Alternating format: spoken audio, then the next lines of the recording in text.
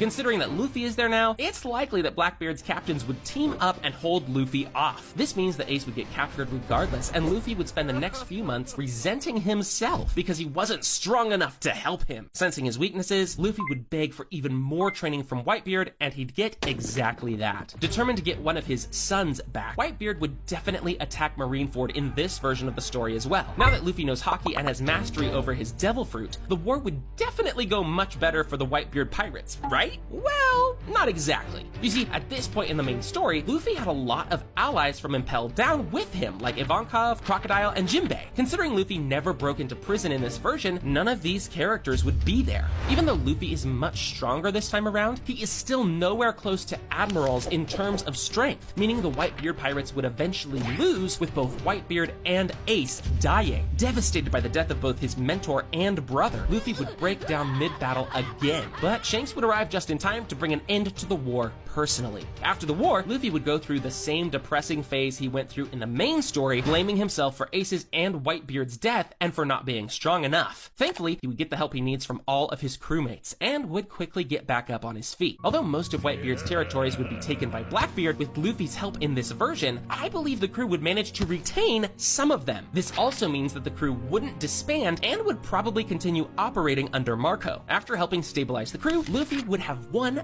big decision to make. Would he stay a member of the crew, or would he leave? You see, considering both his brother and mentor are now dead, Luffy has no real reason to stay. Also, as Whitebeard pirates aren't interested in seeking One Piece, Luffy's job would mostly consist of protecting their territories, which isn't all that interesting for him. This is why I believe that at this point, Luffy would separate from his friends and would start his own journey to find the One Piece. He would form his own crew, and it's possible that some members of the Whitebeard pirates would join him looking for a good adventure. From here on, Luffy would start searching for road poneglyphs, clashing with both pirates and marines on his journey. Although without his original crew, it would be a lot tougher, and it's very unlikely that he would be able to achieve everything he did in the main story. Before we cover what would have happened if Luffy was trained by Mihawk, let's first see what would have happened if he was trained by his grandpa, Garp.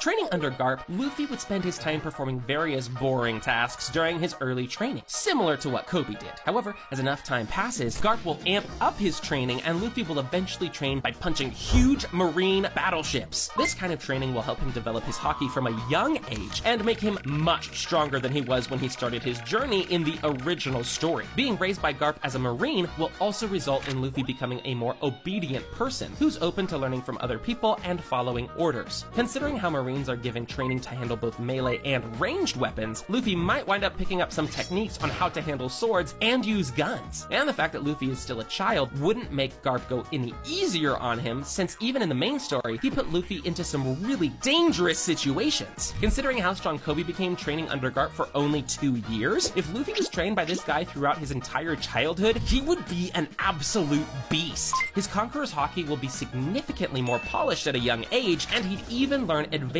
armament haki a lot quicker. Another important thing is that he would constantly be surrounded by some of the strongest fighters in the world, like Sengoku, Kong, and the Admirals. Kuzan would probably agree to teach the boy a couple of tricks himself out of respect for Garp. At first, Luffy won't see a lot of action during his early training. It's clear that Garp will only give him easy missions to make sure he's ready to face some more serious opponents. These missions would probably see Luffy take on some of the East Blue pirate crews, like Arlong pirates or Buggy pirates. These tasks would obviously be pretty easy for him, and he would quickly rise through the ranks, eventually earning the title of a captain. Although the captain is a decent rank within the Marines, Luffy wouldn't stay in that role for long, as his incredible strength and haki would quickly get him noticed by the higher-ups. You see, even people like Smoker or Momonga managed to achieve the Vice Admiral status, and we know for a fact that they aren't all that strong. Considering Luffy's Devil Fruit powers and the haki training he received from Garp, I can easily see him becoming the youngest Vice Admiral in history. Getting promoted like this would allow Luffy to quickly make a name for himself, with many strong pirates around the world learning about him. Considering his strength, none of the weaker pirates would dare challenge him, and would run from the battlefield instantly after seeing him. It's highly likely that he'd even inherit Garp's title as Hero of the Marines by performing various tasks for the world government and helping many innocent people. And although everything is going great for Luffy so far, his life as a Marine isn't going to be that exciting. Think about it.